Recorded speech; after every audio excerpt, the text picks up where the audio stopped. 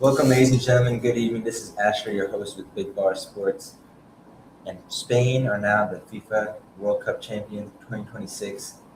It's their second World Cup in the last 2 decades. They started off the last decade in 2010 with their World Cup victory against the Netherlands. They won 1-0, 1-0, and they did it again 16 years later, back in the World Cup. New generation, new team. They beat Argentina, the defending champions, 1-0, with the goal scorer Ferran Torres. He's a current player for FC Barcelona, and previously they played for Manchester City. Scored a game-winning goal in the 106th minute of extra time. It was a pretty one-sided game in my eyes, up until the final few moments for Argentina, when they were just itching to get the equalizing goal to push it to penalties, but were unsuccessful. Truly, Spain just dominated the game. Rodri led their whole midfield in attack, and I believe Spain had quite a lot of shots, on target, resulting in 12 shots on target, and they had a total of 762 accurate passes. 89% of their passes were accurate compared to just Argentina's 358 accurate passes. And, Argentina were playing 10 men down going into extra time. Enzo Fernandez committed his second yellow card. It was actually a straight red, and that was in the 93rd minute. He committed the foul. But I don't know what everyone thinks, man. If you're watching on YouTube, listening in live on radio, in your car or online, I know a lot of football fans were rooting for Spain. There are quite many who are rooting for Argentina as well. But throughout the whole tournament, there are some controversy. There's some mixed opinions on Argentina and the way they got to the final, the pathway that they had. I mean, there wasn't anything wrong with the pathway. They can't determine what group they were going to be in or what teams were going to end up playing, because that's, of course, due to the other games being played within the whole bracket and tournament. But they made it to the final, which was surprising in my eyes. I did believe that France wasn't going to be facing England, which was another crazy game we saw on Saturday, which was an entertainment, straight up show. We had 10 goals scored.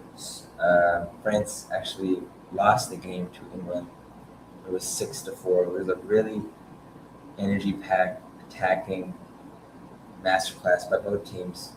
But the World Cup is not finished, and we will not see it again until 2030. There's going to be another side of the world. There'll be some games in Morocco. There'll be some games in Argentina and in Europe.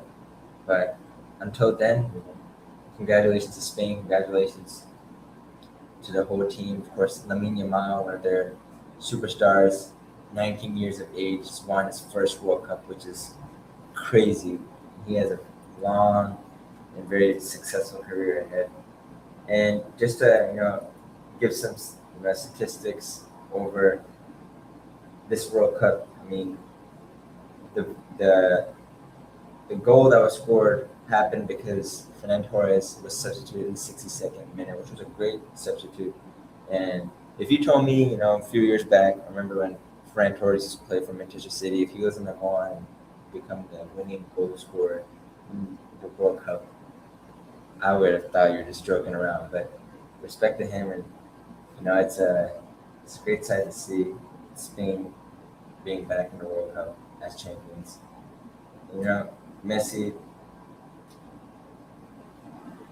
he did, try his best, but I felt like we cut down a little bit more from Messi. And, is this maybe his last game? We don't know what's yet ahead, if he's going to return to the MLS, or who knows. He may just finish off his career with this game. And congratulations as well to Kylian Mbappe, as he has also won the Golden Boot. He is also the all-time goal scorer in the World Cup. He scored 2 goals yesterday, which gave him some cushion to Messi, as they were actually previously tied with 8 goals apiece. But now, of course, Kylian Mbappe is the all-time leading goal scorer, and I don't think anyone will be coming close to him, because he definitely has, I would say, 2 World Cups left in him. The next World Cup, Kylian Mbappe will be 31 years old, and I'm sure France are going to be hungry to get their next World Cup again as they last won in 2018. But for Argentina and Portugal, the two biggest, I would say, superstars in the game, Ronaldo and Messi, which to my knowledge, I would say the biggest stars definitely Lamine Yamal, and you got players like Harry Kane and Jude Bellingham. But I believe that, the era for Portugal and Argentina may be over. I mean, Messi and Ronaldo definitely, unless Ronaldo pulls off some crazy and wants to get another World Cup, then he's going to be definitely almost 45 years old, which I doubt. But I think it's it for Argentina. They still have some young guys, Julian Alvarez, Martinez, probably still got another World Cup. Big shout out to Martinez as well, because this guy just scored the most saves ever in a World Cup final. I mean, I felt like every attempt Spain had on goal, it was just shut down by Martinez. And he tried his very best. It was unfortunate. The goal he conceded, he did everything that he could, but it was just the right timing. Ball and, the shot by Ferran Torres went straight at the very top of the goal. No goalkeeper would really get that high, especially the position where Martinez was in. But that pretty much wraps up the whole World Cup journey, and us covering the World Cup these past 2 weeks. It's been a great coverage. It's been a great time and giving analysis and giving our predictions and recapping everything that's been going on in this year's World Cup. But now, in terms of Big Baller Sports, we're gonna shift our focus in these next few weeks, getting ready for the NFL season and the NBA season. Look up ahead. The NFL preseason is going to be starting up in a few weeks. And the first game actually of the NFL season is going to be between the Patriots and the Seahawks, I believe. And that is going to be definitely a great start to the season. But there are a lot of new players, within different teams, mainly quarterbacks. You got, of course, the defending champions, the Seattle Seahawks, but you got some good contenders as well who are going to make another run, like the Denver Broncos and the AFC. You got Mahomes coming back from a torn ACL, the Chiefs, but you also have reigning MVP Matthew Stafford and the Los Angeles Rams.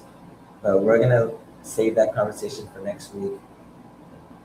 Definitely the NBA season, the summer league is going down right now. We're seeing a lot of young rookies showcasing their skills and proving themselves worthy of an NBA roster spot.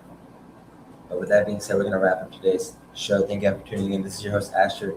If you haven't already, make sure to subscribe to the YouTube Big Baller Sports as it is. We're about to hit 600 subscribers, very close. Big Baller Sports on YouTube. And on Instagram, it's Big Baller Sports with the Z at the end and 7S. Thank you for tuning in. See y'all next time. Goodbye.